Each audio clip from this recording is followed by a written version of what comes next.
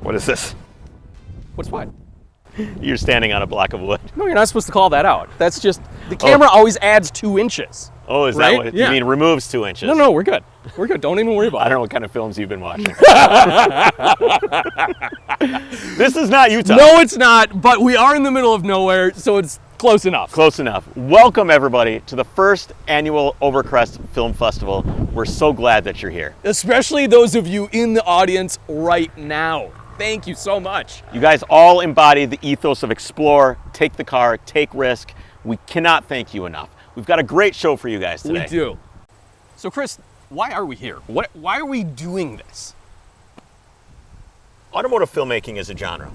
That's right. And I really want to try and honor people that are pushing the envelope in the things that I care about, which is exploring, taking the car, stories that have not been told, of men in dirty, greasy garages that don't have Instagram, don't have social media, but they deserve to have their story told. Right. So my question then is, what are we going to do to award these films? I've got just the thing. Okay. What? No! What is this? So, okay, you realize this is the award you gave yourself at your car show 10 years ago. Yes. Yeah, we should repurpose this. This is way too ostentatious. Okay, no, not that. Not that at all. All right, how about this one? That's cooler, but it doesn't fit the bill. No? That is not going to work. I like this one. No, we're not doing that. It's got gears and cams. And... Yeah, no, it's been done. All I right. don't want to do that. I do have an idea what we could use. What the hell is that? Hold on, what is this? It's my cowboy hat. That's not a cowboy hat. This is my cowboy hat. That is not a real cowboy hat. It's a Stetson. It says right there. That does not make a cowboy hat. It's a cowboy hat. No, what I was gonna say though is everyone has these awesome belt buckles from Ah. Rally. What if we gave all the award winners belt buckles? I think that's a great idea. They look amazing.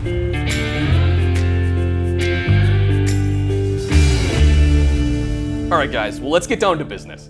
And what better place to introduce the categories for our film festival than the garage? This is basically the shrine of working and preparing on your car that basically allows you to go out and explore and do amazing rallies like we just did. Yeah, a little bit of toil here makes exploration out there a lot better. So what do we have for our Film Fest categories? We have Best Biopic, we have Best Documentary, we have Best Commercial by a Manufacturer, Best YouTube series, and of course the Best Original Concept.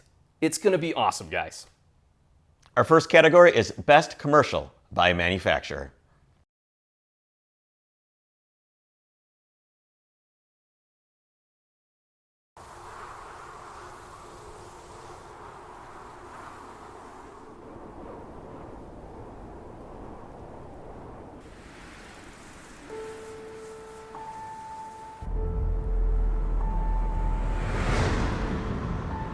Mr. Sandman, bring me a dream. Make her the cutest that I've ever seen. Give her 2 lips like roses and clover, and tell her that her lonely nights are over. Oh, Sandman, I'm so alone. Don't have nobody to call my own. So please turn on your magic beam. Mr. Sandman, bring me a dream. Oh, Sandman, bring us a dream. Make her the cutest I've ever seen. Give her 2 lips like roses and clover, and tell her that her lonely nights are over.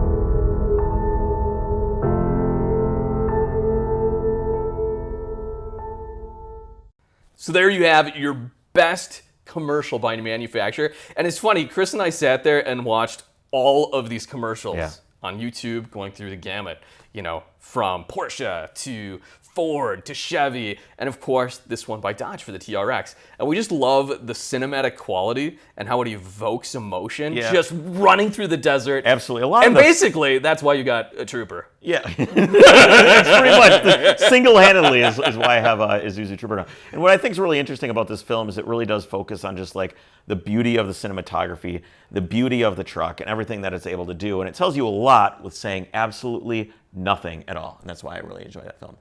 All right, so Chris, what do we have next for our category? I have an idea. What's your idea? Most likely to annoy Ferrari purists. I think I know where this is going. So this is going to be the category for Best YouTube Series. Roll it.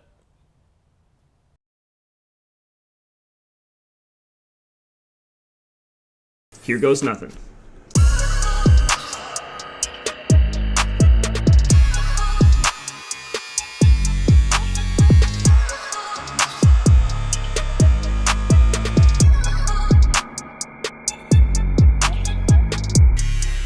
I started the fender cutoff process on the driver's side front fender, and with the angle grinder, this thing cut like butter. The thin Ferrari sheet metal came right apart.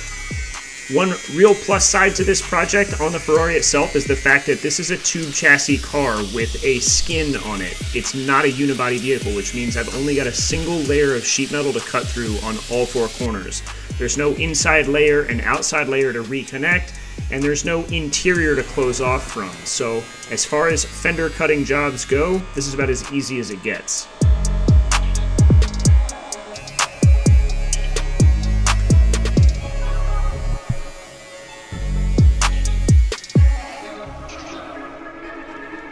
It was exciting to catch a lot of these shots in slow motion because it's definitely a one-shot opportunity, and I don't expect myself to be cutting the fenders off of a Ferrari again anytime soon.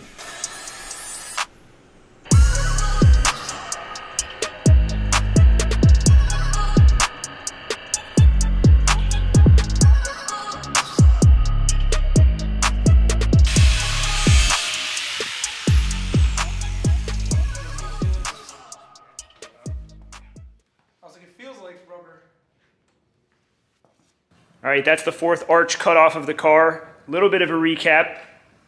It was awesome. Exciting, a little bit terrifying, nerve-wracking. I mean, yeah, I'm pumped to do this, and I know that it's for the best, but there's still a little bit of a mental challenge in plunging an angle grinder to the side of an expensive, rare, Italian, exotic car. No two ways around it, but I'm stoked on it. That's a new type of high. I've cut up a lot of cars before, but this one is a new one. I'll be chasing this one for a minute. With the arches cut off, though, there's definitely some cleanup to do. I'm not going to go crazy on the cleanup yet and the edge finishing because I don't even know if whatever tires I'm going to get are going to fit yet. I might need to do some trimming, and I just don't want to spend a bunch of time on finish work. But we'll clean up the edges, make sure that we're not going to cut ourselves, make sure that no paint's going to come flaking and flying off, and then get the kit put back on because that's the whole point here, right? Before putting the Liberty Walk kit back on the car, I wanted to show you what this thing looks like with the arches cut off because it's pretty wild to see the fenders radiused like this. It's not something you get to see every day, but this is what cars look like underneath big fenders. As mentioned, this is all so that we can clear some massive tires, and it's going to help with ride height. This will allow us to run the car a little bit lower. Of course, we will have to account for suspension geometry when we do that, though. I can't imagine anybody's going to need 4 arches for a 308, but you never know. I'm not going to be quick to toss these things in the dumpster. As mentioned, I did want to do some cleanup to the arches, although I'm not too worried about getting all of them perfect. They don't need to be. This stuff's covered up, you can't see it, and I imagine I'm going to have to come back and do a little bit of trimming anyway once we have tires and everything on the car and we can check that everything's going to clear the way we need it to. With everything cleaned up, though, it was time to put the kit on again for the final time, at least final time for the installation process. And as one might expect, everything went perfectly smooth.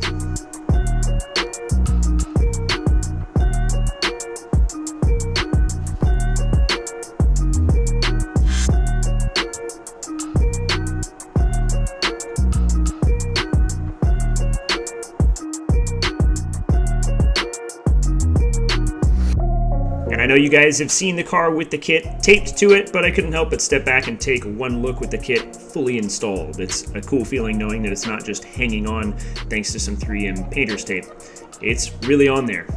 This is legit. It's real. It happened, and I'm stoked. All right, guys, this episode is a wrap. We have finished up the kit install, and we've talked enough about it. I think you guys are probably content. I know I am, and I'm already pumped for Thursday's episode, so I will catch you guys then. But in the meantime, don't forget to subscribe if you're enjoying the content. Leave me a comment. Give me some feedback. I appreciate all of it. I'll catch you guys on Thursday. Hey guys, Mike Burrows from StanceWorks here, surfacing for just a moment from the K-Swap Ferrari build. I want to start by saying thank you to the Overcrest guys for acknowledging all of the work and effort that goes into the filmmaking side of this hobby, whether it's those that are on a camera or with a camera, through a camera, what have you. There's a lot of this creative aspect to this hobby that we all share that oftentimes goes unnoticed, and for you guys to put on an event like this is truly one of a kind, so thank you for that. And of course, thank you guys for even including me amongst some amazing content creators making some amazing content. To be in their presence is beyond words, and to be chosen amongst them for Best YouTube Series of 2021 is something I will not take lightly or forget anytime soon. So thank you guys for that amazing acknowledgement. But more important than thanking you guys is, of course, to thank everybody that has watched along this journey that I've been on, whether it's from day one or tuning in as recently as last week. I wouldn't get the chance to do things like this, and I wouldn't pour my heart and soul and every spare hour into making the episodes that I do, filmmaking in some roundabout way. It's all thanks to you guys, so thank you to everybody that has watched. I wouldn't be here without it. And of course, last but not least, thank you to my sponsors, especially H&R, Turtle Wax, and Nitto Tire for helping to make this car happen. Thanks, guys. Mike Burrows is the real deal. He's the real deal. I know. If you look at what he's doing, you know what I think I like best about the series? Obviously, the filming is great. The captions are funny. This is awesome. I love the hand. Whoever's idea with that was fantastic. But his willingness to go, I don't know how to do this. I'm just going to try and do it. Yeah. I really, really like that mantra, and I like that he's learning on the fly and encouraging everyone else to do the same. I absolutely love it. Congrats. That's great. Absolutely. All right, our next category, what do we have? I have no idea. Well, let's go to Magnus Walker, who really pioneered and took the automotive film genre to the next level. He's going to tell us what's next. Hi, I'm Magnus Walker, and greetings from my downtown LA garage. I'm honored to be a small part in the Overcrest Film Festival, a wonderful film festival, by announcing the winner of the Best Biopic, The Last Cowboy. It's a wonderful look into the racing life of Jerry Eckhart, a man whose motto was, I believe, younger women, older whiskey, and faster cars. Jerry's been racing and straightening things for over 50 years. And he's the guy that once ran a 4-barrel in a 2-barrel race. But that's another story. The Last Cowboy shows really how grassroots racing is all about friends, family, passion, and commitment. Often called the world's oldest teenager, Jerry shows us how it's done on a shoestring budget. So let's keep the spark going. Let's take a look at The Last Cowboy. And when you get a chance, get out and drive. I'm Magnus Walker, and cheers and rock on.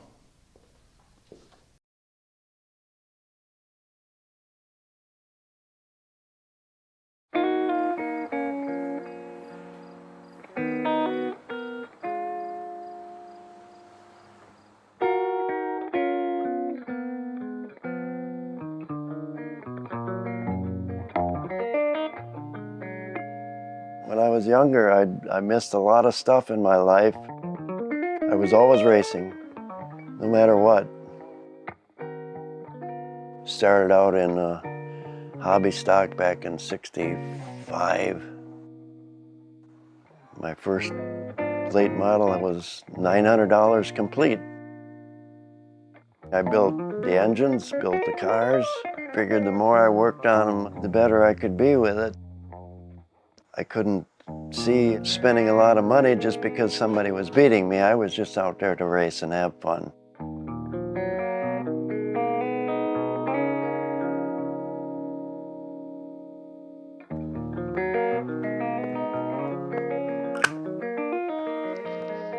My name is Jerry Eckhart.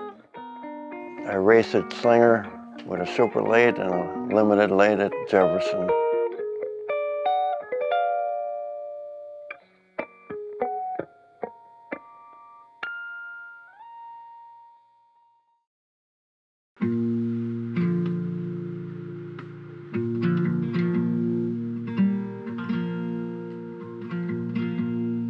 Always pretty much kept to myself. I don't talk to a lot of people. I've been better the last few years talking to people.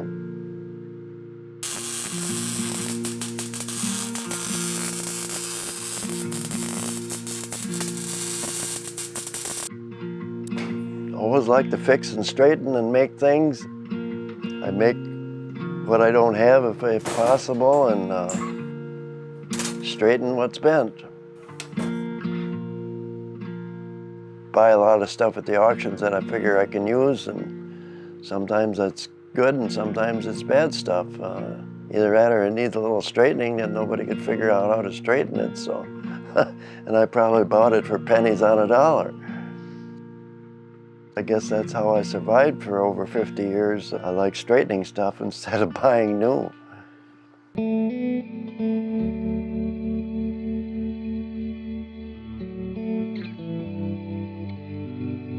I was always amazed how Dick Trickle could come into Madison and have his car running on the truck at the last minute, unload it, and go out and have fast time. And then he'd usually win the race too.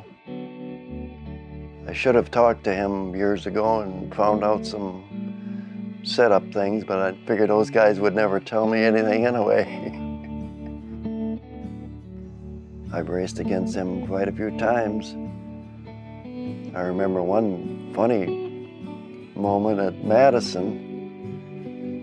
I was sick of getting beat when they went to the two-barrel rule. We had to run a two-barrel, and I still had a big block 427 Chevrolet, and that really choked itself with a two-barrel. So I put a four-barrel on one night and put a tin plate up so they couldn't look under the fender and see it. And I was pulling Trickle down the straightaway. Well, I only did that for about 2 laps, and I backed off and left him go.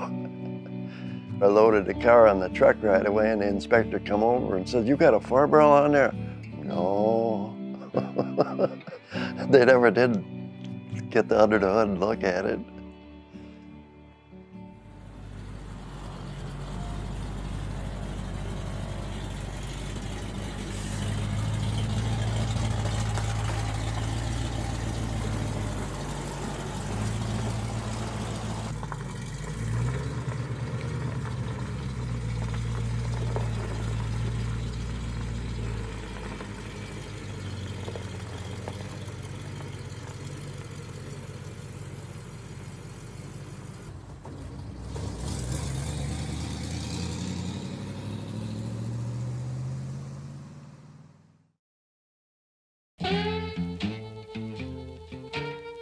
Well, I started out many years ago with a 53 Chevy, had that same bed on it to load the car on.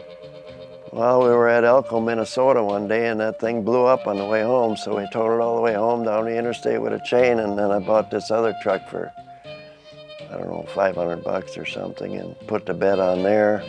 About in the late 70s, I had some crew people that wanted to ride along, so I extended the frame and added another cab to it. Does the job just fine.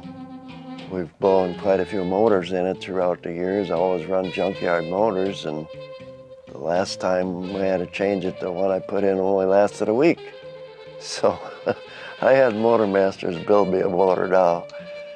That'll pass everything but a gas station.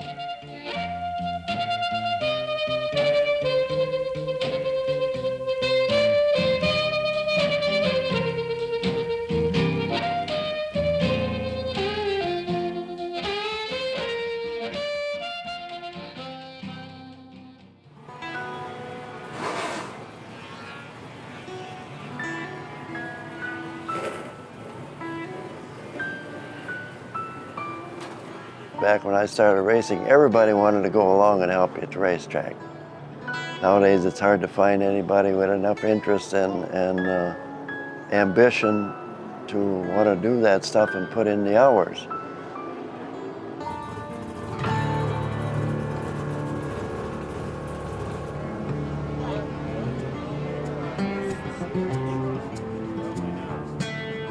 Charlie Weber has been with me for years at Slinger. And even though he's moved 3 hours up north now, he comes down every Sunday. If Kathy isn't working, she's there, and one of my daughters, Brenda, helps me at the track. I'd like to meet some of the guys that got a lot more equipment than I do. My motto always was, younger women, older whiskey, and faster cars.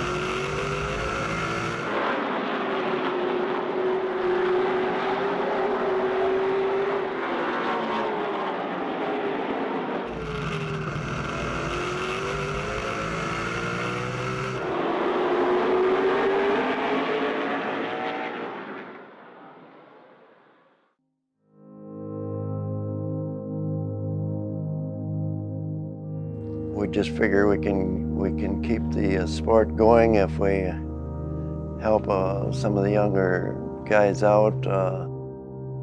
Joe Shelby was after me for a couple of years, wanting me to put him in a car, and I really didn't want to get too involved with another one because I had already had one that Al Stippick drives. And last spring, Shelby called again, and I had this car laying around that nobody wanted to buy, so I said, take it and run it. Otherwise, we're going to be losing cars at the track, and you know, racing isn't going to be what it used to be around here.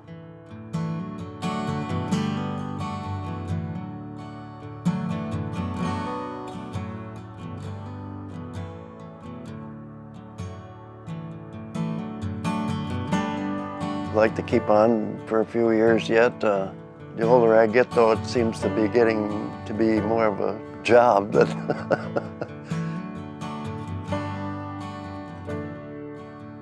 we've acquired so many friends throughout the years, and if I ever would quit or not go to the track anymore, I'd sure miss a lot of the people that we've known for so many years.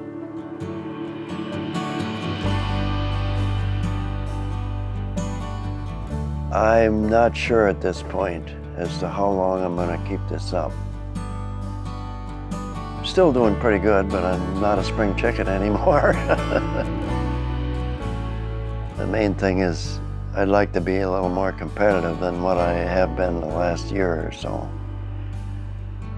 And I guess that's going to make the decision on how long I keep going.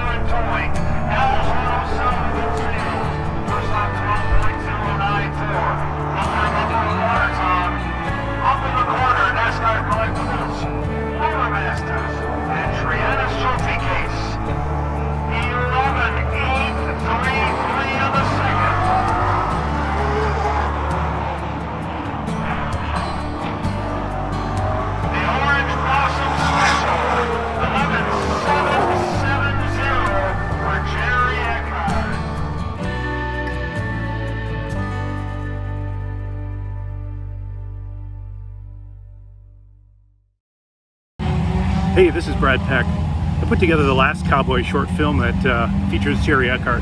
Man, it was a tremendous piece to work on, so much fun. I'm actually here at the track.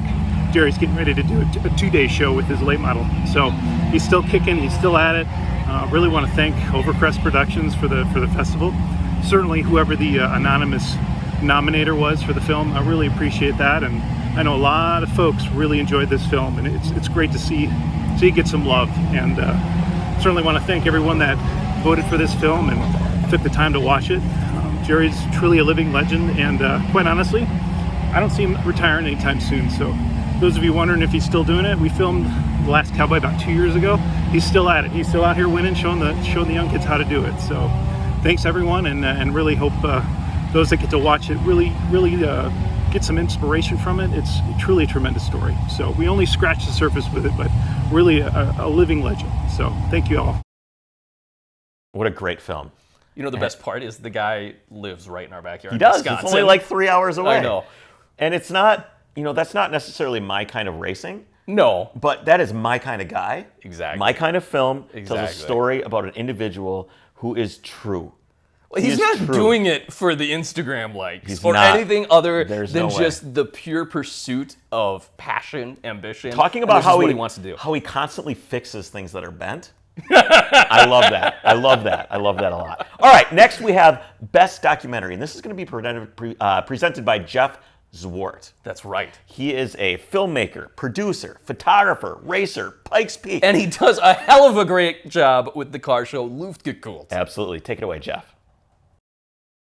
Hey, my name's Jeff Zwart. I'm a filmmaker, I'm a racer, and this next film that I'm going to introduce won the best documentary in the Overcrest Film Fest, and it's a film about Pikes Peak. And I love Pikes Peak. I've raced there 18 times. I've probably filmed 5 or 6 commercials, done a couple long-form films there, so I know a little bit about the place. So naturally, watching this film called David Donner versus Pikes Peak is pretty cool to me, to see the filmmaker's view of pulling back the curtain, listening to what David has to say about facing his fears, living his dreams on a mountain that I absolutely love, and to see the results here, which, if you know anything about 000 magazine, 000 magazine is a heady, very visual approach to the world of Porsche. And this film takes on that same attitude. It's heady, it's listening to what David is thinking about, and the visuals. Pikes Peak, it's about visuals. It's a spectacular mountain, 14,115 feet in altitude. It's difficult to work in. As a filmmaker, it's one of the hardest places to shoot. But this film is terrific. It's a nice portrayal of a place I absolutely love, and I think you'll enjoy it. So take a look. The best documentary, the Overcrest Film Fest. Here we go.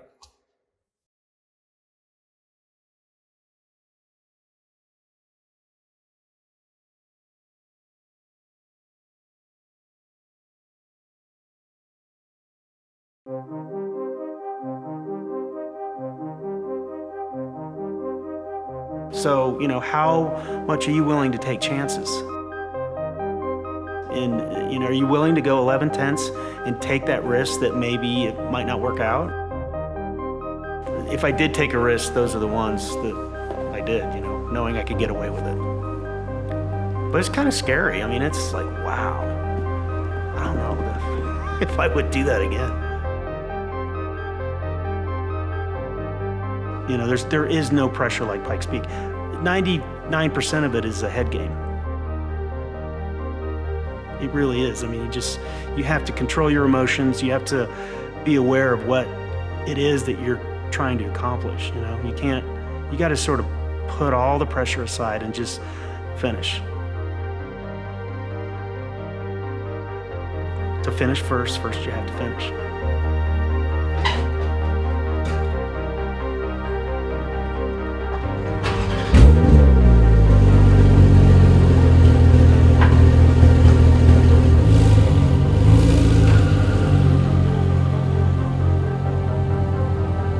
Waiting on the start line is probably the cruelest thing you can do to a driver.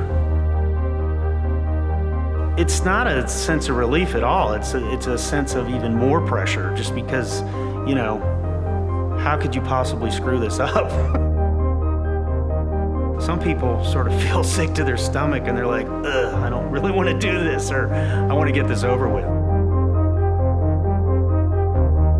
That can mess with your head, and so, I've learned to just chill. As I've gotten older, I've found a way to just completely calm my nerves and, focus on what I'm about to do and not dwell on all the drama.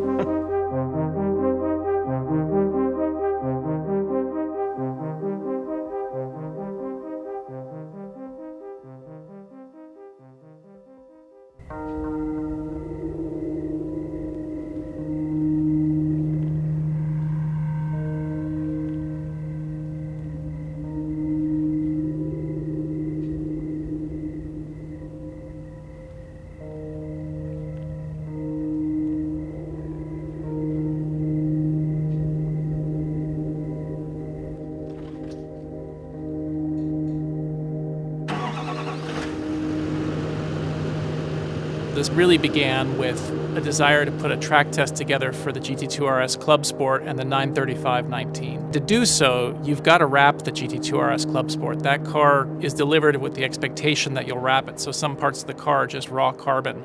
But it really wasn't a race car. It was a purely editorial project for a cover shoot.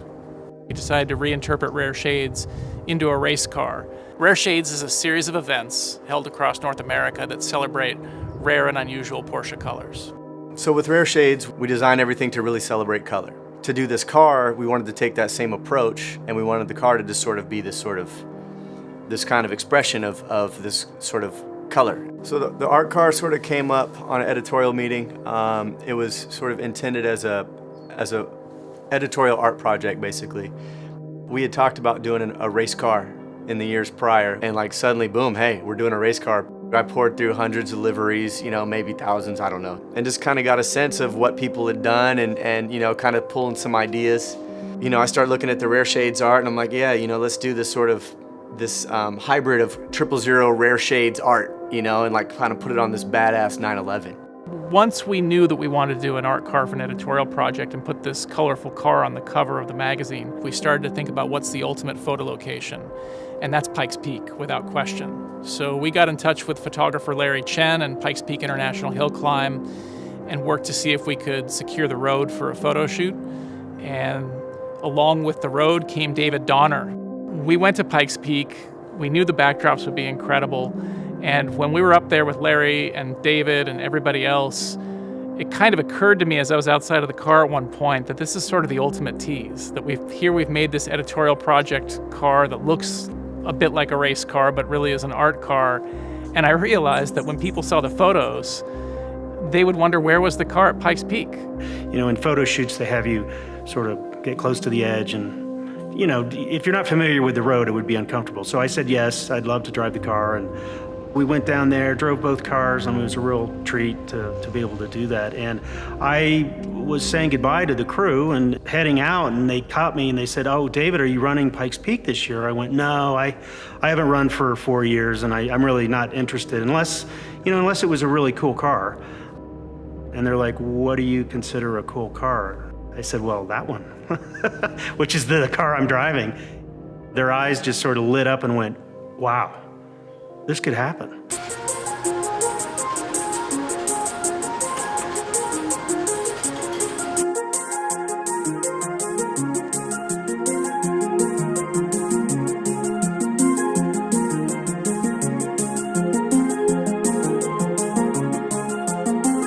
Michelin and Meguiar's and Chapard and Huberger Motors and Champion Porsche funded this photo shoot. And so we went back to these sponsors and we started coming up with an idea of, let's run this car in the hill climb and see what happens.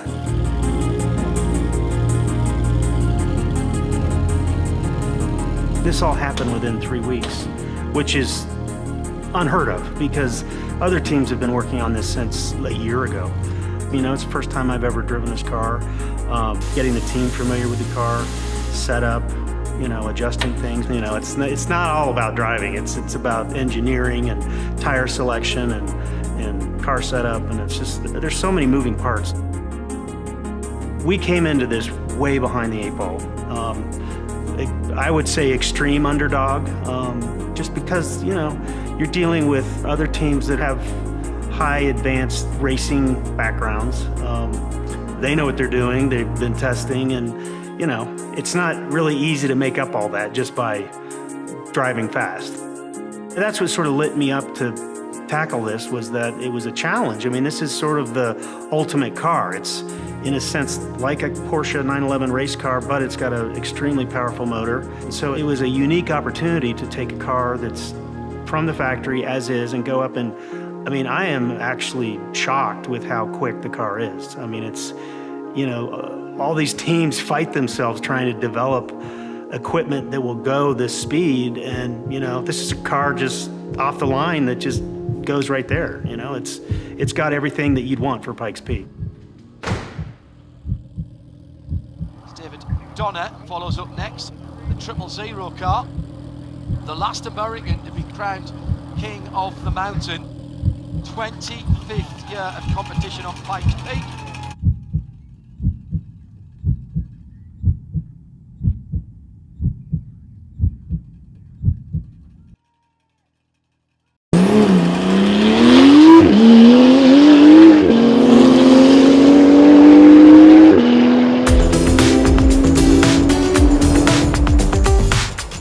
Is off and running there in that 000 Porsche.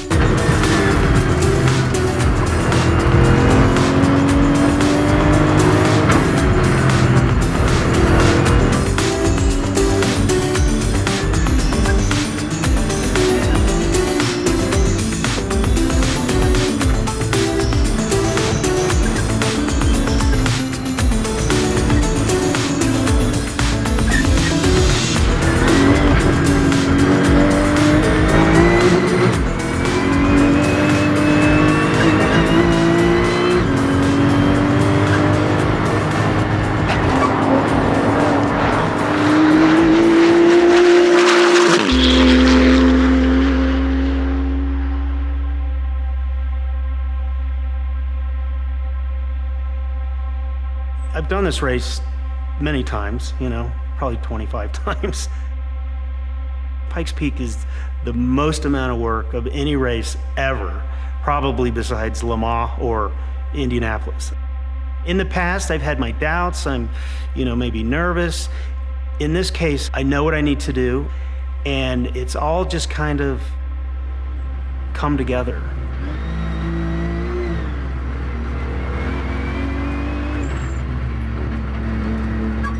One of the most challenging parts of the course this year are the bumps up top, and they morph. I mean, they literally change week to week. The problem is in a car like this is that it gets basically airborne when you're going over bumps at over 100 miles an hour. And so what that does is it doesn't allow you to brake because you're in the air. And so you have to find the best part of the course to be, and even if it's the wrong racing line, you're finding the part that's the smoothest. But on top of that, you have to adjust the suspension to absorb the bumps and not be airborne. So that was our goal. But on the flip side of that, you don't want to change the car too much because then you affect the handling in the bottom 2/3 of the course. So it's all a compromise.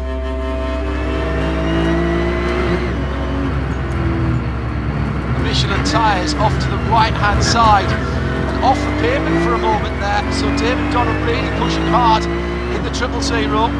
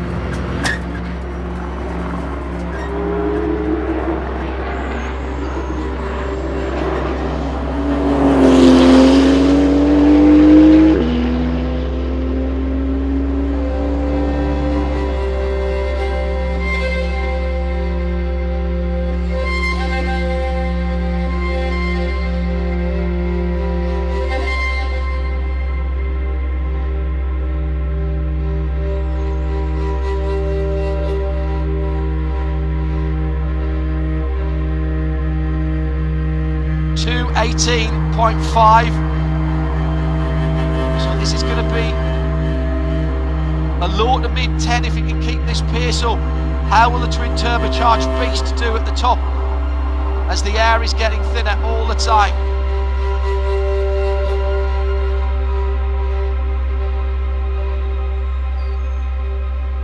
This race has been an important part of my family. My grandfather on my father's side helped revive the race after the Second World War.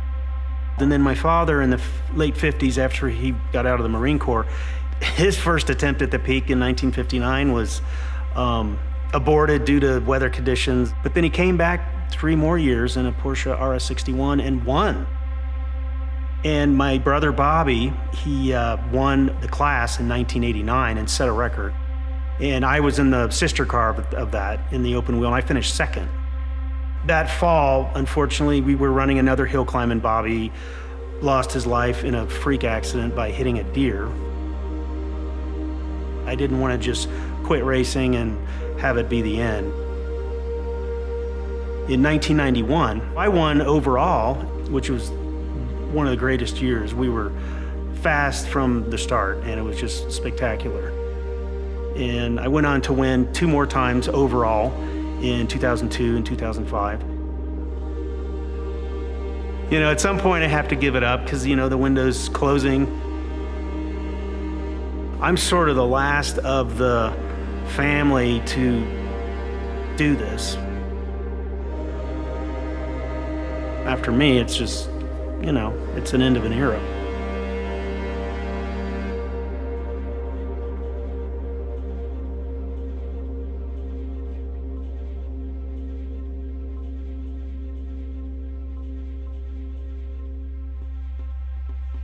The time attack class, you know, that I'm entered in, Jeff Swart had entered the 935.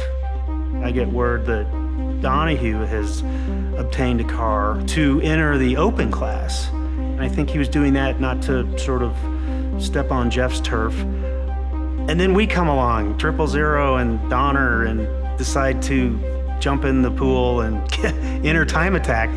It turns out that the Donahue team pulled their car from open and decided to jump into time attack, which is like, oh my God, it's a 3-horse race. But they legally, you know, under the rules, changed the car. In my sense, they changed the car significantly, and there's no question it's faster.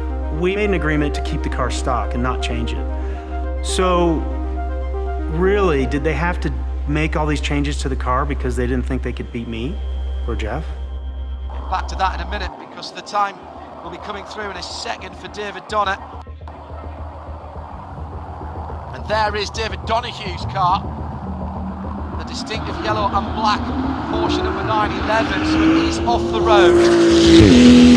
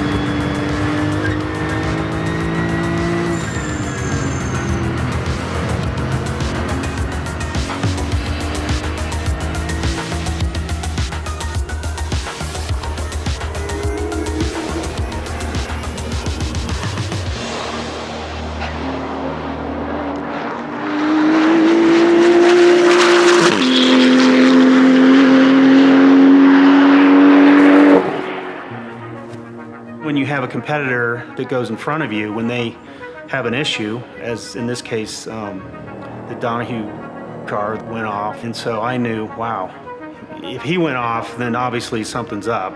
That sort of put questions in my mind as to what, you know, I was gonna face. I could see there was this, it almost looked like a truck had dropped gravel on the road, so the car was really a handful.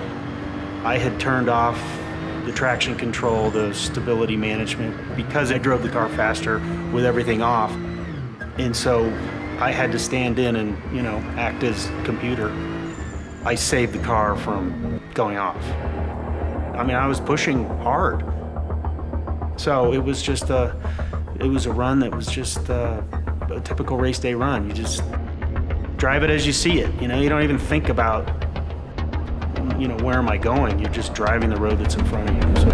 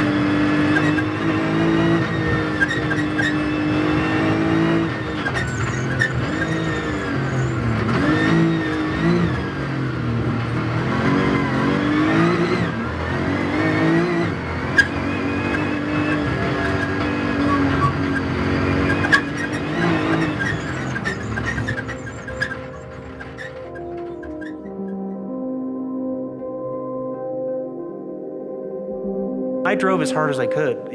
Had I been chasing Donahue, or had I just do what I did, which is, you know, finish first. But it was the legitimate competitive race. Having the 3 Porsches, that to me was just spectacular. You know, I don't know if I'll ever come back. I mean, possibly, but I'm not. Somebody would have to come to me with a great idea that would top this, and this project's going to be very difficult to top.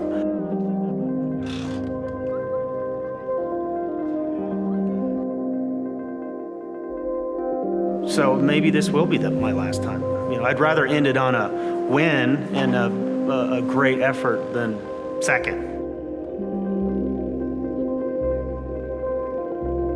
You know, in the end, it all worked out, so it doesn't matter. So then I'm okay.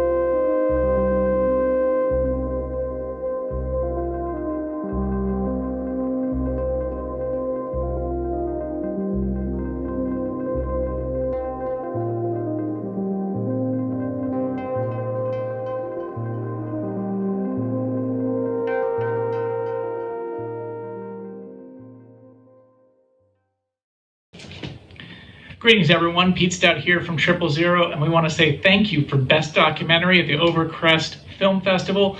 We're thrilled by that, and we want to say thank you to Ben Bertucci and Michael Kramer for making such a great film, to David Donner for driving to a historic and unexpected win, and all of you for watching. So we hope you guys have a great rest of your rally, and greetings from here in California. While that film is amazing, it absolutely scares the hell out of me. you just watch what these guys do up on Pikes Peak, and it blows my mind. I get up on some of these roads, and you know, everybody that's here at the rally today has been on some roads that aren't quite like Pikes Peak, but they're dangerous. Yeah. And I'm like driving like grandma on these roads because I'm just I'm always taking the inside track, away absolutely. from the edge. These where guys Pikes Peak, I mean, you're just literally on the ragged edge that is literally an edge. And the film is a great it tells multiple stories. It tells them really, really well, and it caps it off nicely as well. Absolutely. What else have we got? All right, our last category is for Best Original Film. This one is fun. This is one fun. of our favorite. It's why we saved it for last. This is a great film, Duality Derby by Dark Igloo Productions.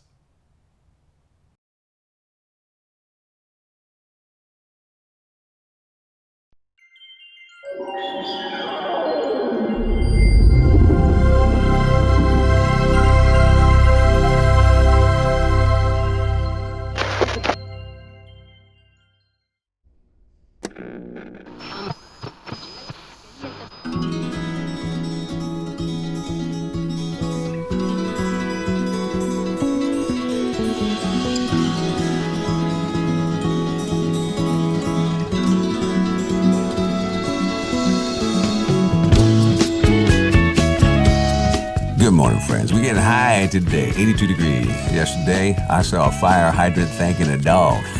That's one hot dog on a roof.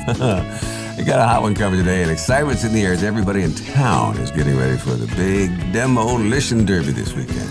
You know these grandstands are going to fill up quick, so lock it in for your chance to win a pair of VIP passes right here on WATT, the Watt Radio. Lock it in and rip the knob off.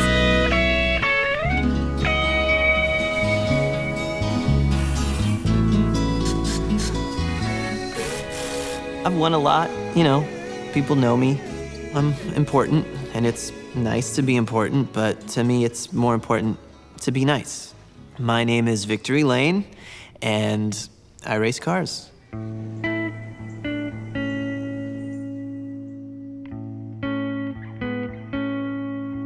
I love to drive. I'll give a ride to anyone going my way.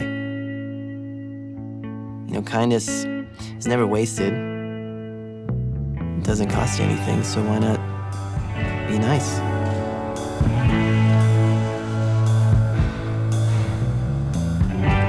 I got a lot of trophies. But the trophies are someone else telling me I did good. You know, now, if I'm breathing and doing something that I love, I'm winning.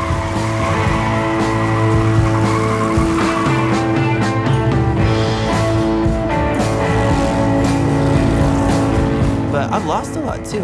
That's okay with me. Losing's not a mistake, it's a lesson. And it also probably means that if I lost, you know, someone else won. We're all on a planet going 1,000 miles an hour. Is anyone really losing here? This is amazing. Victor, that was amazing out there. Come on, that's because of you, dude. No, it was because of you. You are amazing out there, Victor. What? Look at this. Incredible. Oh, thank you. Hometown hero Victor E. Lane, the racing dude with the most gratitude. We've seen him ride, and this Friday, we'll watch him collide. Buckle up. What a treat. This is my garage, one of my favorite places to be. Because you step in here and you look around and it looks like a mess, but this place is just all about control, precision. Even if the only thing I'm controlling is my own trajectory into the chaos and profound violence of the unknown. Oh shit, he's here. You suck. Yeah, I'm Victory Lane. Who the hell are you? You're nobody.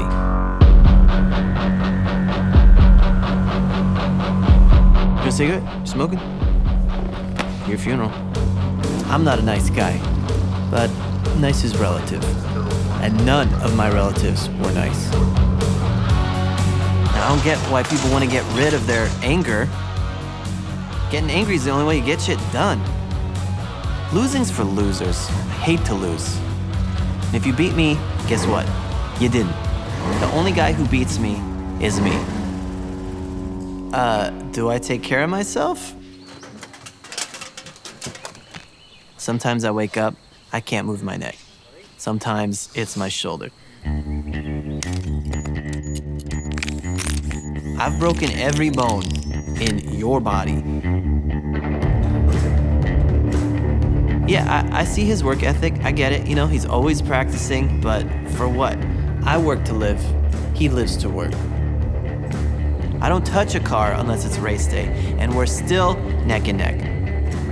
Okay, if I really applied myself, I would crush the guy, and he knows it.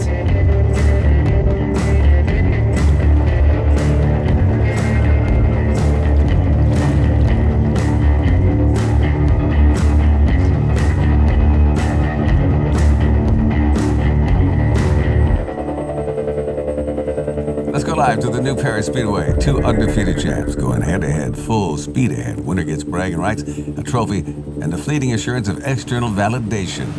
Can one exist without the other? And can you afford to miss out on these incredible savings? We're about to find out.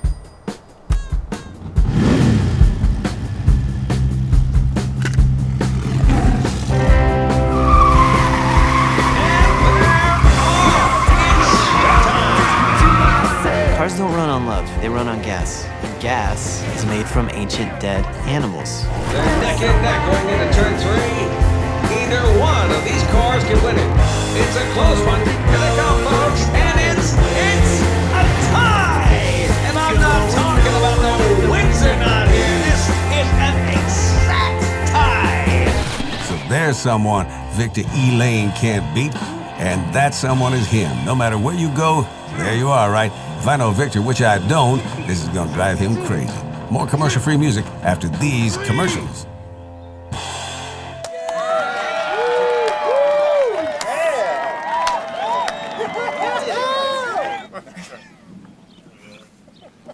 I'm getting the fuck out of here.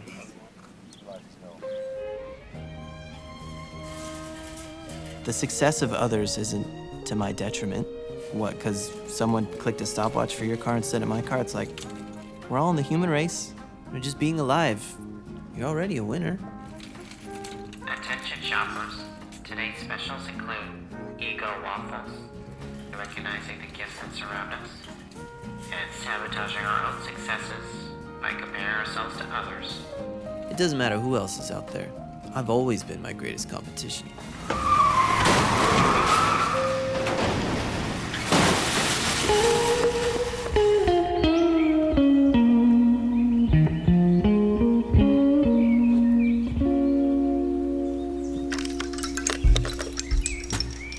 Yeah, he's an interesting guy.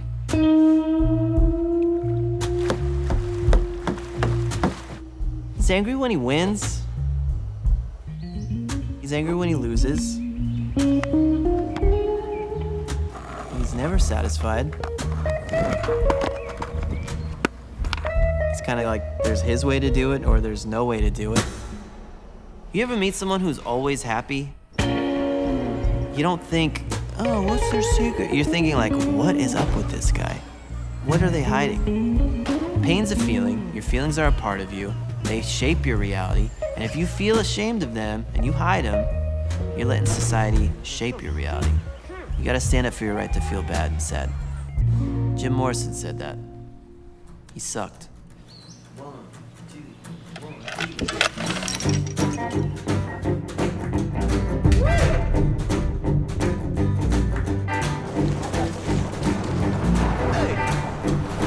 Spinning a donut is like chasing your own tail. Once you do it, you really get why dogs do it. Racing is just a bunch of guys chasing their tails.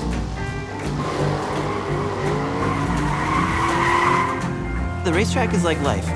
Everyone around you is just trying to get ahead.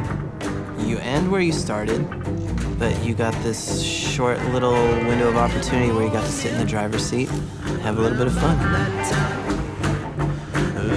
Life's a journey, not a destination. Aerosmith said that. Here we go, Demo Derby Weekend, finally here. Gonna destroy to bring joy. Knock on death's door just to be alive. I hope I see you out there, all right? Gonna be a blast.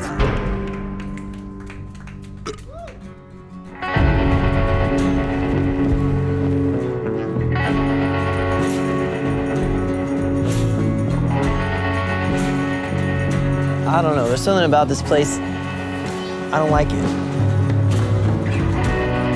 You know, you fill the kids up with sugar, the adults get filled up with frickin' wine and slushies. By the time everyone goes home, no one knows who anyone is anymore. It's a casino for kids. I played roulette earlier today. put lights on anything and people will think it's fun, but fun's a distraction. Back here, I'm alone. I can just be with my thoughts before showtime.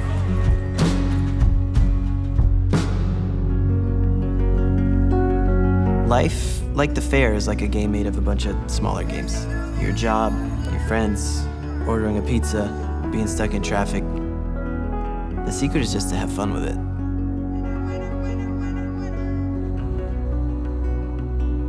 The fair was one of the first places I really got a taste of competition. It's like, who can raise the biggest pig? Who can raise the fanciest looking chicken? And everyone gets a ribbon, you know? Kind of reflects life in a way, because it's like, even just being alive is a reason to celebrate. It's not about getting first place, it's just about getting out there.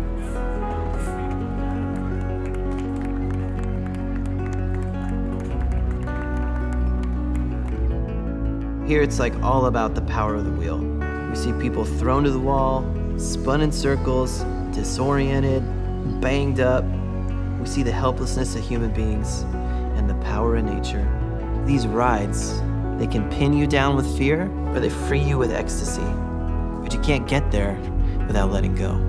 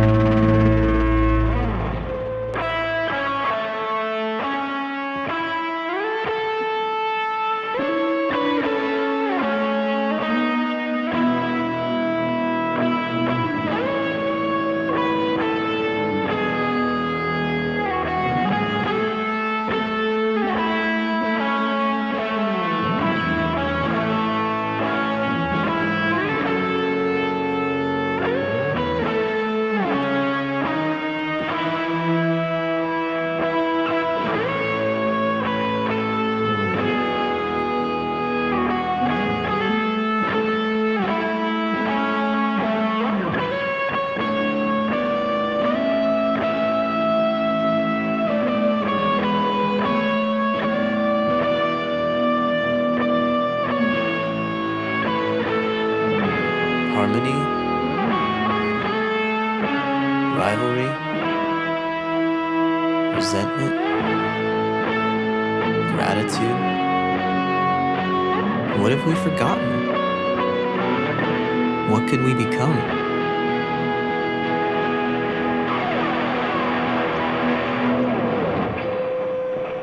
It's time to suit up, find out what we're made of.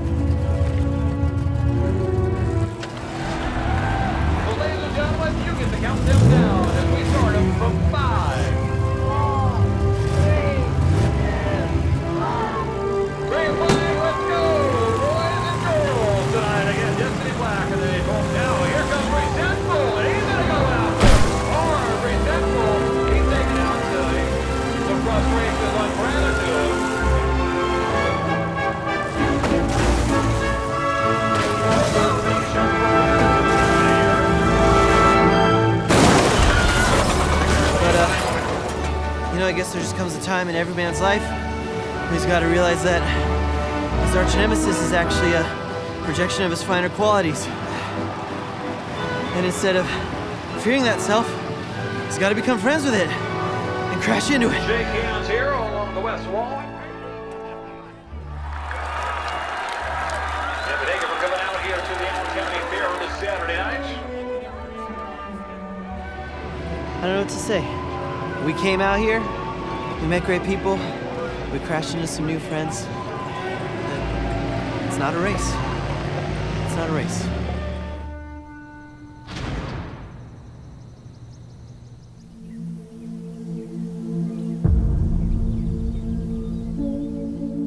This whole hit was Victor. Like, we just watched the clip. He just got me. There's a Mike Tyson quote I like. Everyone's got it planned until you get punched in the face. And yeah, I got punched in the face by a car. Yeah, all week people were saying like, oh, you guys are crazy. You're, like, these beautiful cars, you're gonna wreck them. And I was like, you gotta smash it. That's what it's all about. You see if it still works? Awesome. All right. I realized I had a lot to get out. A great car, man. In terms of big hits and chasing people, I was out for blood.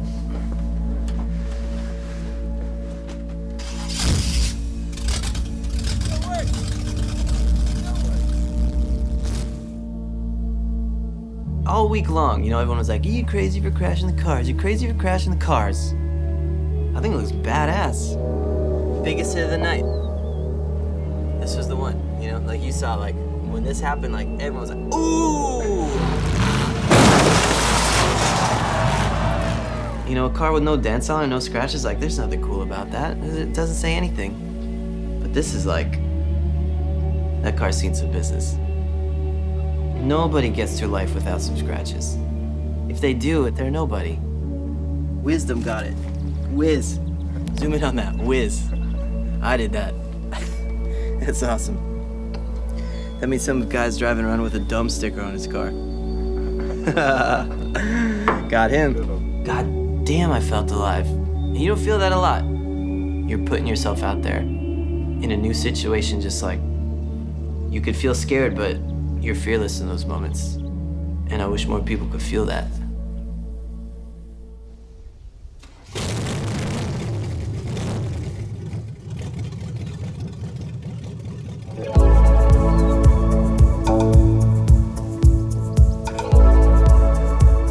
I used to really steer clear of that guy, but after crashing into each other head on, I can see that we're inseparable.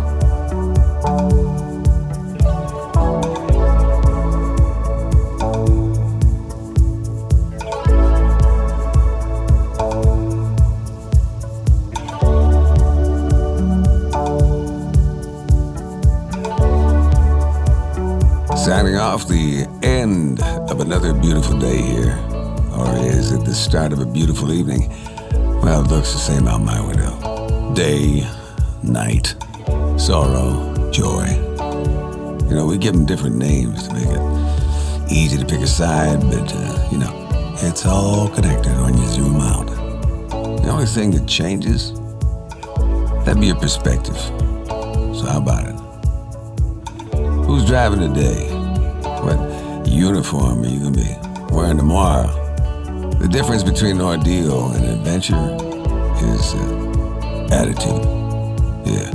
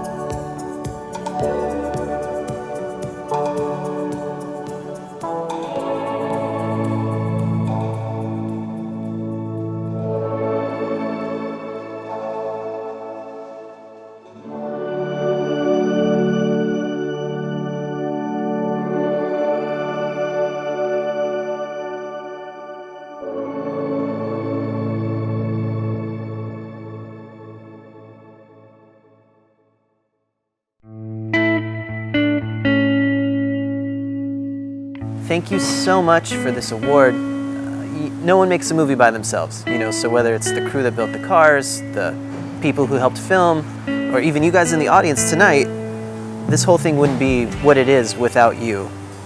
So thank you. I'm not waiting for sound. Honestly, it's about time I got an award for this film. It wouldn't be what it is without the hair, the driving, the kick-ass quotes. So, to everyone in the audience, you're welcome.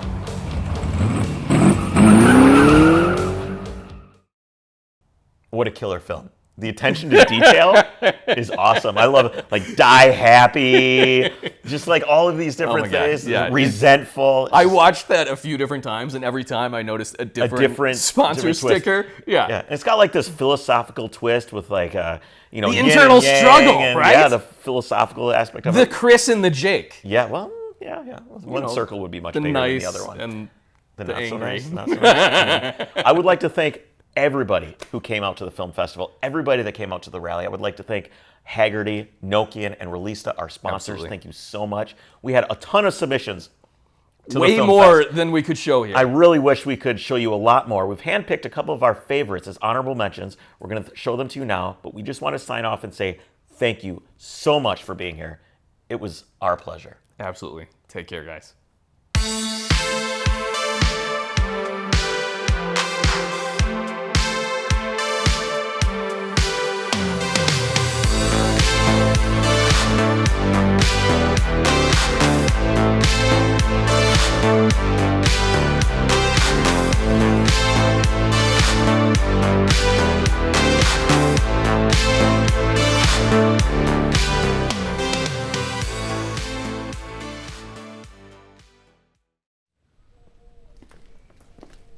The GT40 is easily my favorite car that's ever been made. I thought I had enough collective experience to build one myself. I was really unrealistic about how long it would take to build this car. A year and a half in, I sort of reached my breaking point, and I thought this might be the first project that I haven't finished. Once it was done, it was one of the most satisfying things in my life.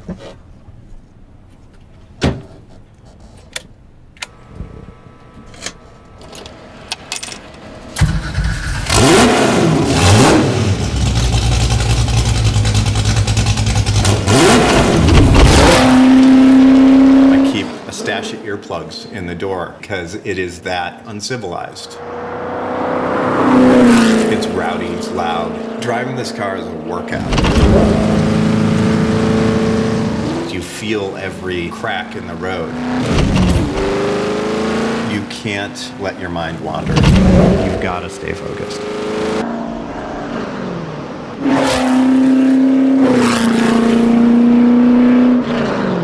Even though you're surrounded by this noise, it's peaceful. It's almost meditative.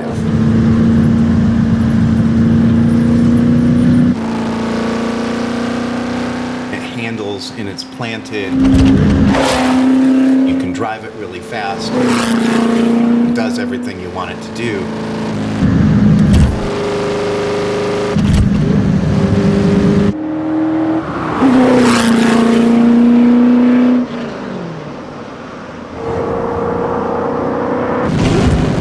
Building it with my own hands, I know every square inch of the car. If I just bought this car, it wouldn't feel the same.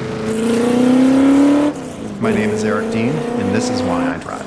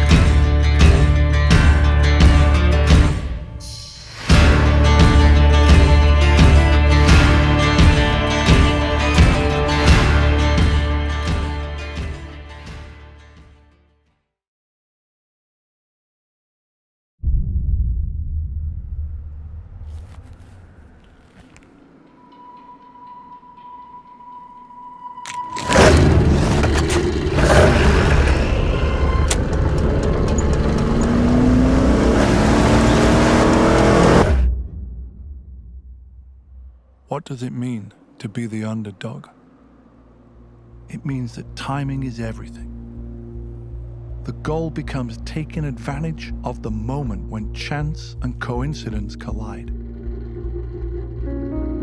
And at the 1971 Spa 24-hour race, timing collided with destiny. AMG's entry, the infamous Red Pig, upstaged a crowd anticipating failure. On that day, it earned first-in-class honors, rejecting any perceived judgment. And after that, it disappeared, never to be seen again.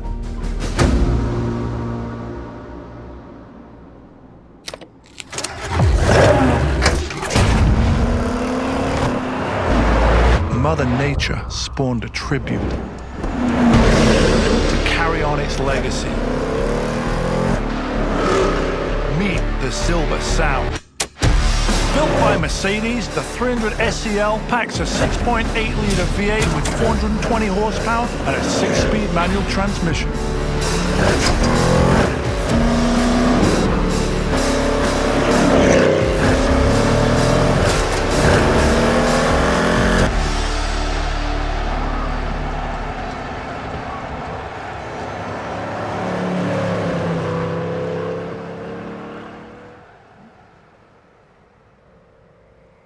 What I love about this thing is it's a monumental piece of history. Yes, it's fast. Yes, it's loud. But the reason it's being recreated has less to do with sheer performance and more to do with what it represents. Success against all odds. It's a tribute to a deserving minority, the underdogs who come out on top.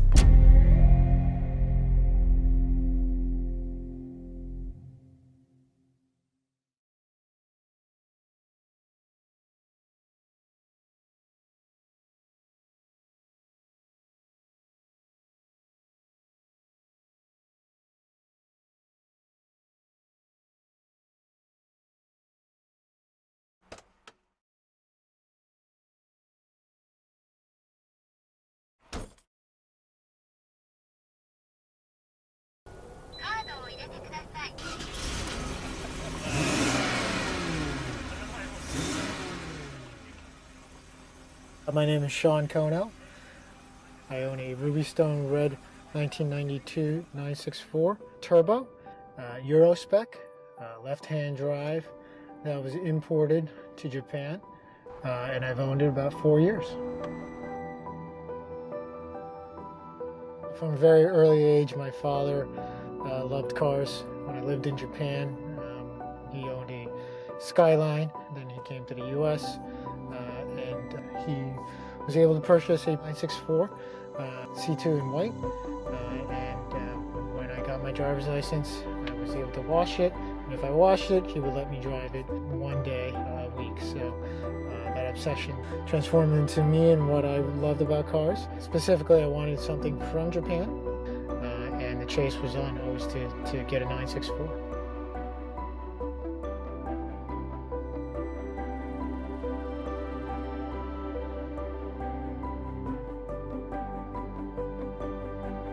My name is Andrew Ritter, and I am an automotive photographer and artist, currently living in Costa Mesa, but originally growing up out in Ohio.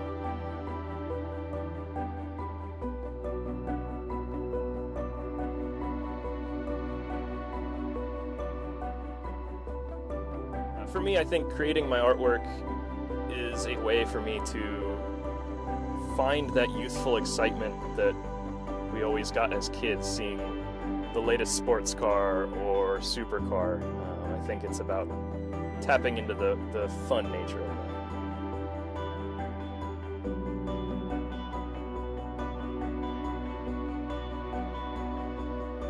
When I'm modeling cars in 3D for my Ritter Goods project, a lot of it is about accentuating lines, pulling fenders, and really playing up the nature of a car. And so the 964 Turbo is one that really is right up my alley because it's got the big excessive fenders. Sean's car is a bright, loud color. The whale tail spoiler seems almost cartoonish in nature, so it fit perfectly with the small cartoon cars that I developed.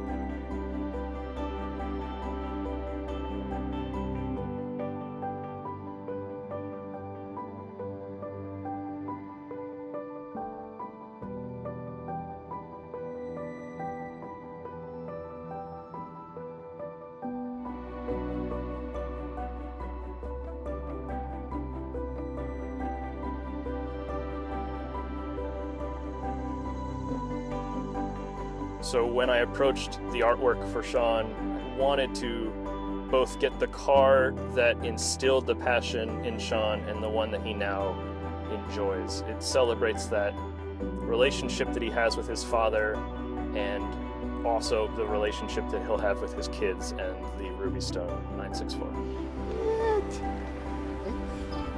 That's really... I'm glad you like him, man. Oh my god, the dad thing is...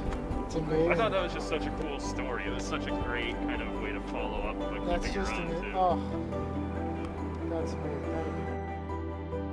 It was a little emotional, you know, when I received this. I didn't know he was going to produce one that was in white and C2, which is what my father drove and got me into Porsches. You know, obviously right now we're in this pandemic situation. I haven't seen my parents for quite some time, and so, you know, it really struck a chord with me to miss him. I miss being with my father, miss the passion that we have for cars and other hobbies. But it wasn't just a piece of art. I kind of looked at it and it really reminded me of why I like cars, why I like Porsches, and you know, made me miss him even more.